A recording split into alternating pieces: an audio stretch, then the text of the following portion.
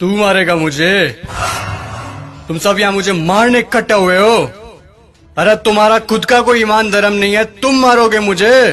और एक बात बता, पिछले साल तो कोई और आया था मारने मुझे, इस बार वो नहीं आया? वो लाल साल वादा पूरा कोनी करिया सा तो हम की मैं आया हूँ सा। तुम सब अंदर से एक जैसे के जैसे हो।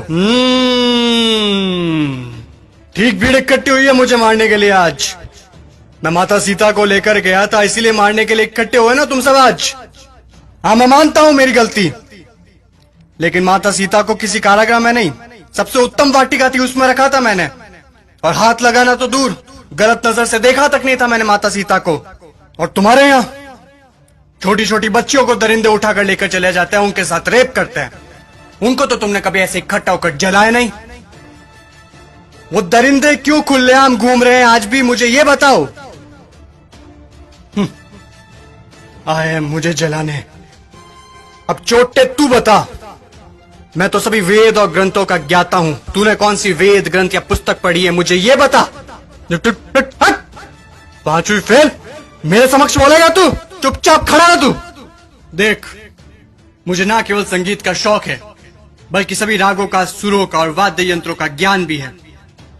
तुझे क्या ज्ञान है वाद्य यंत्रों के बारे में? ये मारने आया है मुझे। अब तुम लोग सुनो, मेरे जैसा महादेव का भक्त ना तो कोई हुआ है, ना मेरे जैसा महादेव की भक्ति किसी ने की है। और तुम लोग, तुम्हारा भी कोई जमीर नहीं है। भगवान पलटते समय नहीं लेते तुम। काम हुआ तो ठीक, तो चलो महादेव के पास, हुए तो चलो महादेव के, नहीं हुए तो चलो इस बार बालाजी के चलते हैं। क्या हुआ?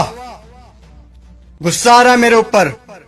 तुम लोग मेरे बारे में क्या सोचते हो मुझे कुछ फर्क नहीं पड़ता, लेकिन एक बात कान खोल के सुन लो, मैं चाहे कैसा भी हूं, लेकिन तुम्हारे इस मंत्री जैसा कदापि नहीं हूं मैं। मेरे राजपाट में जनता प्रसन्न रहती थी, खुश रखता था मैं उन्हें। इसकी तरह पटाखों की चोरी कभी नहीं की मैंने।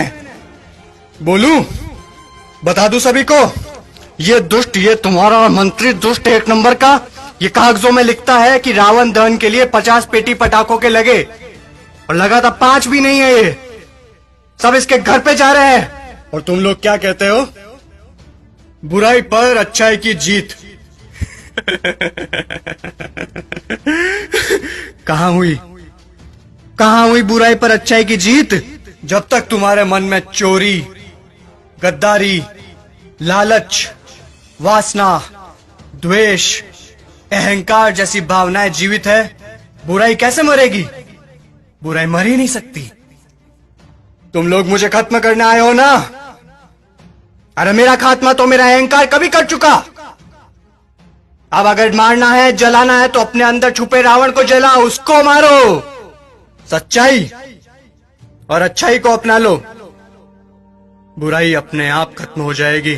और अगर तुम मुझे जलाने के उद्देश्य से ही आए हो, तो मैं तुम्हें बता दूं कि सिर्फ छोटे बच्चे ही आज की तारीख में मुझे जला सकते हैं, क्योंकि उनके अंदर चोरी, गद्दारी, लालच, घृणा, वासना, द्वेष, अहंकार जैसी भावनाएं नहीं है। असल में वही हैं ईश्वर का स्वरूप। ए लड़के, लगा दे आग फिर से, जला दे। अगले साल फिर आऊंगा मैं जलने के लिए, लेकिन अगले साल मैं देखूंगा कि आप लोगों ने अपने अंदर के रावण जलाए या नहीं। खुश हैं अभी आप सब? एक बार फिर से आपका रावण जल रहा है।